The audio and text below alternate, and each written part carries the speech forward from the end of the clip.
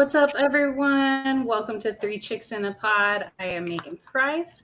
I got Jen Matthews Lewis to my right, and then I got the birthday girl down below me, Kari Johnson, and then I have Candy in the corner over there. How are you ladies doing? Great. How are you today? I'm doing really well. Doing great. Thanks for asking. How's your birthday been? Well, you get to a point in life that your birthday is a day that you get to celebrate, but you also get to be an adult. So that's kind of where I am in my life. But it's been a great day. I've had a lot of fun. So. Yeah, this year, my birthday was in the middle of the week. It was Wednesday. So I was like, well, I worked. I had fun that weekend, though, because I went to Miami. Well, I've got dinner plans tomorrow night and this weekend. So, that's the important part. That's the fun part, is seeing family and friends. So what are you having for dinner tomorrow night? My son has asked for us to meet him at Texas Roadhouse. So it's been a hot minute since I've been there. So I'm not sure. I have been advised to make sure I get at least one roll. Right. Yes. Do you mean, let me edit that statement. You get one basket of rolls for yourself. Yes. Oh, I see. We'll play it that way. And then the boys can just stare lustfully. I love it. All the rules. I love it. There are no rules when you're on your birthday and celebrating your birthday. Throw them all out the window. Absolutely. All right, well, I think we want to start the show off. I'm mean to you, so we're gonna mute you because you can't mock me that way. Right. Oh my gosh. Don't mock our singing. Do not mock our singing, people. Nope. Jahan's being nice. All right, you ready? Yes. Okay. Start us off. 2, 3. Happy birthday to you. Happy birthday to you. Happy birthday, dear Kari. Happy birthday to you. Okay, doing this on StreamYard, we have no unison going. Right. I think our internet. That's awesome. Oh, that is so awesome. Thanks, guys. Absolutely. We just humiliated ourselves live. Exactly. Just for all of us, so it works. Okay, so jumping into our topics, we got several for y'all tonight, and a couple of them are kind of heavy. So, Kari, start us off. Right. I'm going to start off, and I just want to say, first of all, Willie Gay, he's got a 4-game suspension effective immediately. So it takes place while we're visiting the Colts, Bucks, Raiders, and then ending with the Bills. This is because it was a year ago, he pled guilty to a misdemeanor of property damage of a vacuum. And that's what's happened, right? Right. My concern and my thing that I would like the NFL to take a step back and look at. I realize that comparing apples and oranges, his was a criminal case, and Watson's was a civil multiple case. But if you're looking at things, Watson was originally suggested for just a 6-day suspension as opposed to what is now 11-day. It does not, or 11 game, sorry.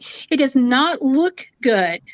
It's not a good look that someone that broke a vacuum has 4 games. We have a Bills player that gets a game for hitting a coach in the head. You've got all these things, and it doesn't. There's a lack of visual equality or understanding across the board. And I wish they would come out with a more transparent way. And I think that it's a bad look for the NFL right now. Willie Gay was a knucklehead. He deserves suspension because he had to plead guilty to a misdemeanor. I wonder how many. I wonder if 4 games. That vacuum was really worth 4 games. Okay, I'm off my soapbox. Well, no, I kind of want to chime in a little bit on this too. Also, because I had somebody on my team that we had a couple people. The Cowboys, they like to get fined here and there. Last season, it was CD Lamb. He was getting fined for the dress code, having his jersey untucked, and then at the beginning of Zeke's career, he got in trouble a few times. He ended up serving a 6-game suspension. Was never really had a problem with the fines or the suspensions. Just make sure that it's across the board, that everybody has to get the same thing, because the very same week that CD was fined his second time for his jersey being untucked, we played the Atlanta Falcons, and nobody on the Atlanta Falcons tucks their jersey in. Not Matt Ryan at the time, not nobody. So I just felt like if you're going to enforce it, which is fine, those are the rules, then enforce it for everybody equally across the board. So that was my little chime in on that topic. And I'm not gonna lie, I didn't know you had to tuck in your jersey. Just saying. You do. Your pants, next step is wearing a tie on the field, but your pants can't be too short. There was a kicker that was just fine for that. So they do enforce their uniform policy, and that's fine as long as it's for everybody, not just whoever. Exactly. And it's not ever equal. And here's the thing, like, I get that it's a criminal investigation, but with Hart and Buffalo going to go attack a Titans player, being held back by another coach, and then ending up punching the Titans coach. If the Titans coach decides to press charges, is that 1-game suspension going to be worth more? Right. We also have to bring in Mike Evans because he was suspended the game too for his, little on the field brawl, or push and shove and hit. So it's going around. A lot of teams right. And I mean, how many times are you going to let Mike Evans do this? Because this was not his first occasion of doing this. So now he gets a 1-game suspension. What did he get before? Did he get fined before? Was there any repercussions the other times that this happened? Well, and this was just listening while I was working this morning, but it's 3 games and it's always been against Lattimore. So your 1-game suspension and your fine is not working. It's not changing the behavior. So if you're going to change behavior, we haven't reached that threshold yet. Right. I agree. I absolutely agree. Okay, guys. Well, obviously we're not the head of the NFL, so we can't change that, but we just wanted to highlight. I saw there's a comment that says Mike Evans shouldn't be suspended, but I don't know. I think that he should, personally. And if it doesn't change after this, then it needs to be moved to something else. Here's the thing. Lattimore seemingly, like from the video clips I saw of the brawl, seemingly put hands on Brady after a play was dead. Like when they were both standing up and they were walking past. And I get that. But if it wasn't Mike Evans, no, I'm not saying it wasn't his first one. It'd be different if it was his first time and he was defending his quarterback, because at the time, y'all remember when Andy Dalton got I'm saying Lattimore should be in trouble too. I'm saying Lattimore should be suspended. That's what. But you remember when Andy Dalton got a concussion? He got hit so hard after the play was dead or something like that. And there was not one Cowboy that was ready to stand up for him. Like, I would have wanted somebody to stand up for my QB. And so, like, I understand where Mike Evans is coming from on that. But also, like I said before, this isn't his first altercation. This isn't his first instance. So we're going to go ahead and move over to another topic, hot topic at that. And it's a little spicy. So if you guys are a little sensitive, this may not be the one you want to chime in on. But Suns and Mercury owner Sarver was given out. The NBA finished their investigations, and they levied out a $10 million suspended for 1 year. So this is, they were talking about he created a misogynistic, unsafe work environment, and also several different instances where he was quoted as using racist rhetoric. So specifically, yes, on way more than one occasion. That's what I want to say. So on way more than one occasion, there was instances with players. There was instances with assistant coaches. He talked about his sex life with his wife, and I'm assuming other women. I mean, just made a really hostile work environment. And with this, there is so much proof with this that I'm not understanding why it hasn't reached another level coming down from the NBA. Now, PayPal has said that they will pull their sponsorship if he is allowed back to in the facility after the suspension. So it looks like it's still a developing story. The VP is pushing as well to have him not there either. And I'm probably going to say his name wrong. It's Jahan Najavi. He's the second largest owner of the two teams as well. He's already wrote a letter to all of the team employees calling for resignation. Chris Paul has jumped in on this and said that he demands this. And not only was Sarver making these sexual comments, according to the NPR article I read, he engaged in inappropriate sexual contact as well. Right.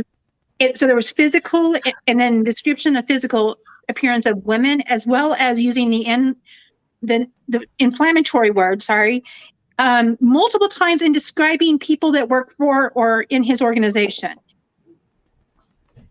This is not even close to being something that should be condoned. He should not be making any more money off this.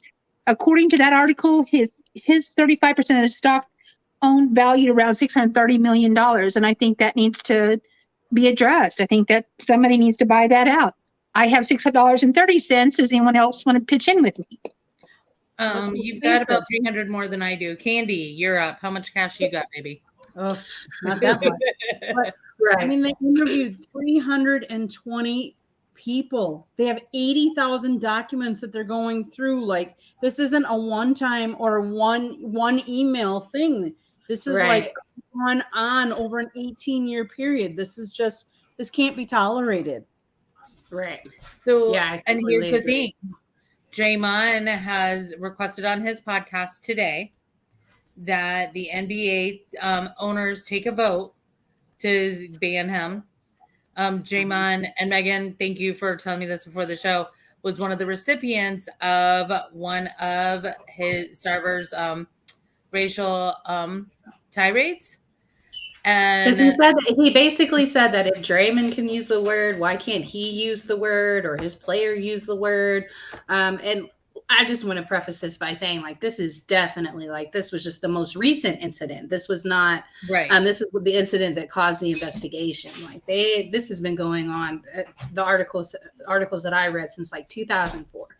Well, and here's the deal: Silver kicked Sterling out of the NBA completely for making racial comments in private to his girlfriend.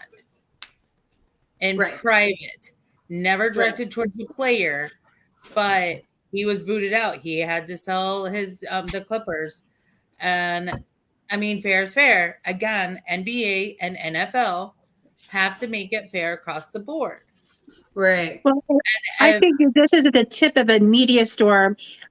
Stephen A., I know that you either like him or you don't. He makes me laugh. He's a very passionate man, but he spoke about it and he said, we're not making a big enough story about this. And this was on the end of last week. And he said, I promise you, trust and believe basically that there's more coming. And I think of all of these past NBA players that have all of this influence and things. I really expect, hope that these men come forward and say, listen, this is the integrity of our league that is being challenged. And this needs to be fixed. It needs to be mandated. I mean, it just has to be. Well, I mean, if there's a code of conduct for the players, why isn't there one for owners as well? And there should be. And I use this example on Sports Arena the other night. Now, for example, Kari, if you want to buy a Domino's, if you want to be a part of a franchise, you buy your own Domino's, right? You still have to do what Domino's says to a certain degree. Like they still have things in place. place that you still have to go by in order to carry the company's name. So why isn't the NBA coming in and saying, hey, if you're not going to go by this, you can't own a team? It does. I realize it's a capitalist thing, and you can spend your money how you want, but you can't buy into the league. You won't be allowed to stay into the league if you don't follow these guidelines. Like, yes, you can be an owner. Yes, you can make the money off of this, but you still have to go by our guidelines because you're still playing in the NBA. Right. You're carrying our logo. Right. You have our logo. Do y'all remember when this happened with Mark Cuban, when he got in trouble for what was going on in the Mavericks? And they said that also he had a hostile, misogynistic work environment there in his front office. Remember this. But they could not ever tie Mark Cuban to it, that he actually had knowledge of what was going on. And so he was allowed to keep his team. He paid a hefty fine. He was not suspended, but he paid a very hefty fine, and he had to do a lot of social work there in that community. And so, but with this is completely different. Like what Candy was talking about, the amount of evidence and people that they have involved in this investigation. So why is it, that's the big question mark, I think. Why is it the NBA is not willing to go further with this punishment than this? And Cuban was actively helping with the investigation. Right. Hold on. So Sarver cooperated. I will say that Sarver cooperated, but I think that just goes to show that his mind frame, that he sees nothing wrong with this. But here's the thing, and I'm sorry, I have friends in the Phoenix area, but that's a lot of the Phoenix mindset too. Like we saw what happened after 2020 in Phoenix specifically. Like after that election, like we've known what's gone on. We know that people of color under the previous sheriff were pulled at alarmingly higher rates on the road than Caucasians. Right. We know it. And if you were Hispanic in that area, you were boned under that last sheriff's administration. And I'm going back to like 2015 and before. And it's not right. It's not good ever.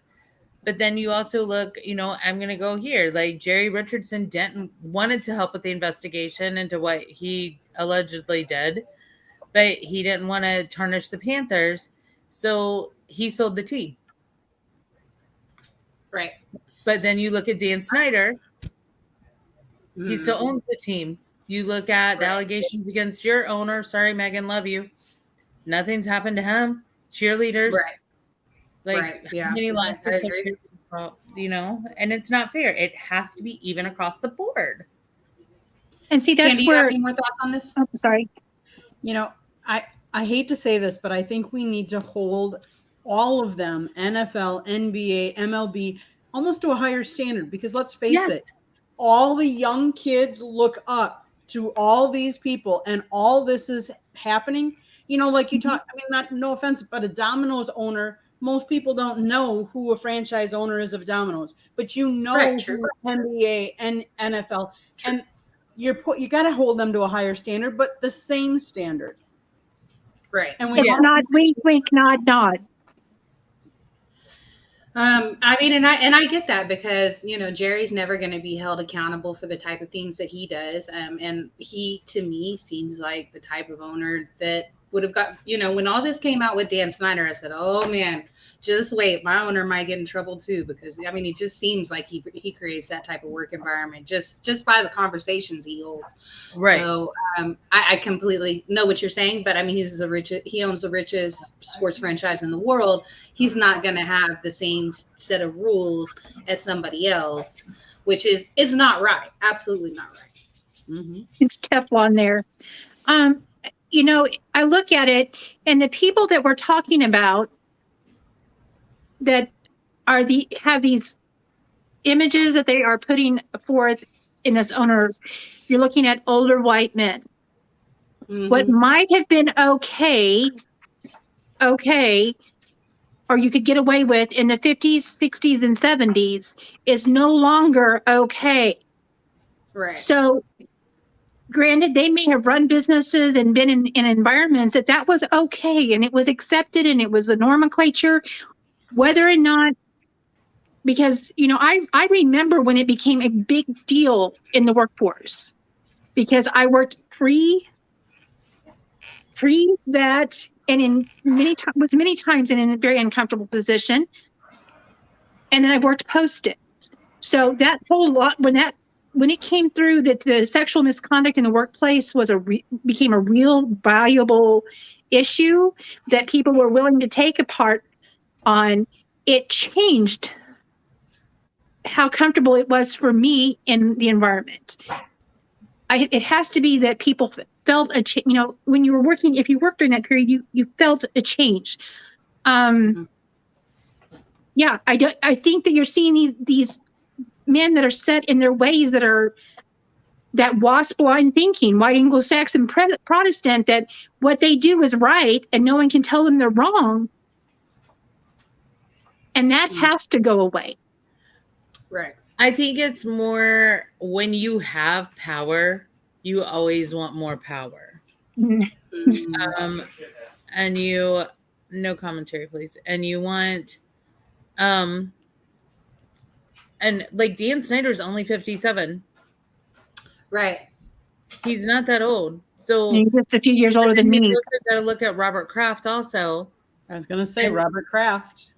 I mean, Robert Kraft, I know he was just, the young lady was willing, supposedly, but yeah, he never really faced any repercussions. No, it's that wink, wink, nod, nod. Yeah. Right. All right, guys. Well, I guess we're going to move on from this, but just know that it's still a developing story. So as more happens, I'm sure we'll touch back on it. And we do have some Title IX stuff going on that we'll probably be talking about next week, and just kind of might even tie that in too. So, but for something happy, we saw on Sunday, the Las Vegas Aces win the WNBA championship. They won in Connecticut, and I just want to shout this out first because are all of y'all on Twitter? Have any of y'all seen how up in arms Twitter is about Mark Davis being there celebrating with his team instead of being with the Raiders, because it was on Sunday, and the Raiders lost. And it just bothers everybody on Twitter that Mark Davis was there celebrating with his championship team, and I'm just here for it. I love it. I love it too. I love it. And like when he brought Becky Hammond in, like she is the highest paid coach in the WNBA, right? And there was some people talking about it. There were some coaches that commented. There was Liz Cambage made a comment talking about how much Becky was making, and Mark kind of stepped in and was like, he wished that he could pay his ladies more. That according to the CBA, he can't do that, but what he could do was pay his coach what she was worth, and obviously she proved that she was worth it. Becky was undrafted in '99, I believe. She went to Colorado State University and was actually undrafted in '99, correct. And then she played for the New York Liberty from '99 to 2006. She was a part of that team that went to the finals 3 times in a row, but got knocked out every time by the Comets. So this is actually her very first championship. She started working for the Spurs and as an assistant coach in 2014. Hey, Damon, in 2014, but she was not a part of that championship team. The championship team was the 13-14 team, and she joined the team in the 14-15 season. So now she did win the Summer League championship, but obviously this is her first real championship after being in basketball her entire life. So just love what she's done. And I love that she gave a shout out to Bill Laimbeer too, because Bill Laimbeer absolutely built that team. And he is a 3-time champion himself with the Detroit Shock. And all those players, Jackie Young loves some Bill Laimbeer, Asia, like he has such a good rapport with those ladies. And I think what I like that Bill brought to them was toughness. You know what he was known for when he was in the NBA. Like he was just one of those tough guys, and he threw elbows and he fought. And I think that was and him ending up coaching women, I think was just not ironic, but just almost storybook. And so for, Becky to kind of shout him out as well. I think he put a lot of work into this. And, congratulations to the Vegas Aces. They have been celebrating for a couple of days now. If you haven't had a chance to check out Asia Wilson's Twitter, it's hilarious. I have to say that Becky Hammon is one cool cucumber under any kind of pressure. Yes. Right. I have seen her with minimal emotions, and I'm like, in situations that either I'd be red in the face, I had that RBF issue where you can read what is going on in my world by looking at my face, and that's okay. That woman is stone cold, and in the fact that where she competes, at the level that she is there, the profession is amazing. So anyway, she impresses me, and just by the way that she presents herself 100% of the time, and I'm like, goals right there, goals. Well, I think she's always been that way, but I want to say that probably Coach Pop had some refining there with her. But I think that it was so important with Becky, because there was times when she was on the sidelines with the Spurs that, she would jump up, and I know we've seen it in the finals some, and she would get in a ref's face. And I think that was something of her personality that I feel like is necessary for coaching, because Tim Duncan tried to be an assistant coach as well. And I just didn't think he had the personality for it. He's just not assertive enough to be a coach. And I think Becky really just is showing the NBA down. Milwaukee, Portland, Orlando, what were you thinking? Boston, which they got a great coach, no knock there, but there was several jobs that she interviewed for, and she was the most qualified candidate, and she didn't receive that job. We all know why she didn't get the job.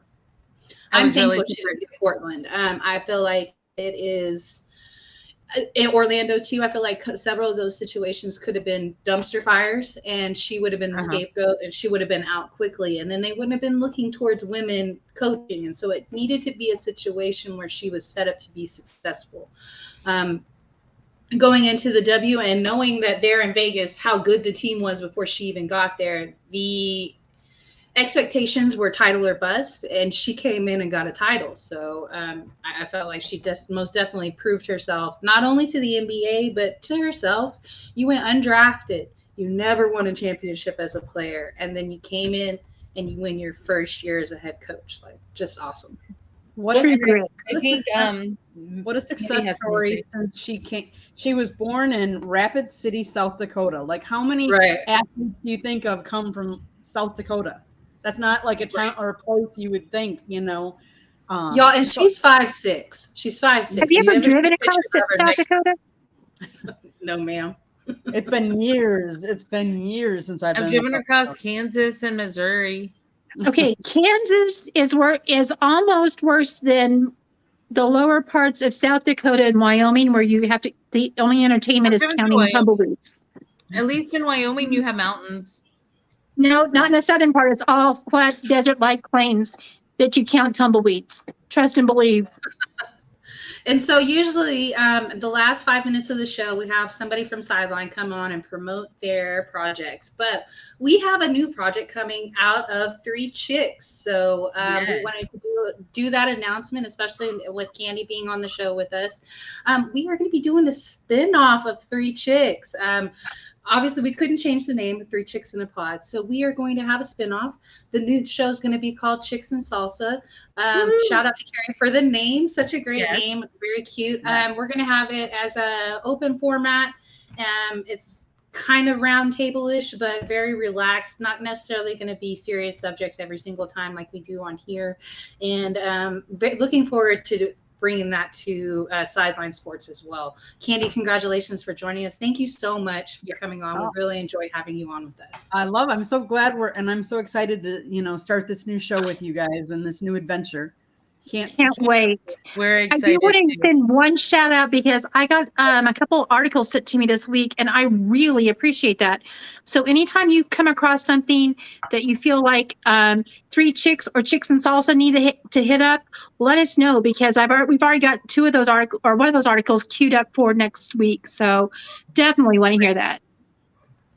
And Candy, I have another show tonight. Do you want to do a promo for that real quick? Yeah, over on South Florida Tribune, we're doing 108 Stitches baseball talk. So we're going to be talking some baseball, and the playoffs are coming up soon, and there's a little baseball topics to talk about. But yeah, if you unless you're a Rangers fan, we're already at home. Or Gubby's fan. Sorry. Do I need to mute you again, birthday girl? Because I will. I just went for the wah-wah. You know what, Megan? I'm muting her. Candy, I'm muting her. We're done. Hey, well, and since we're talking baseball real quick, last shout out. The Mets clinched for the first time in 6 years. And 6 years. Coincidentally, that was the last time the Rangers had a winning season. All right, guys, that's the show. I have to give one shout out too on that note. And Scherzer got his 200th victory. Okay. What'd you say, Jen? The Cubs swept the Mets this past week. Okay. Okay. Nice. Apparently, it did not take beating the Cubs to make the playoffs. No, apparently, it doesn't take a lot to beat the Cubs either. Sorry. But look, we've been out of the running since May. All right, guys, we're going to go ahead and end the show. Make sure you check us out next week. And as soon as we have some dates on the new spinoff show, we will have promos out for that as well. Yes. Thank you guys for commenting, sending articles, sharing the show. And please subscribe to Thank you for coming to celebrate my birthday with me. Have a great evening, all. Have a great evening, you guys. Good night, y'all. Happy birthday, Kari. Thank you.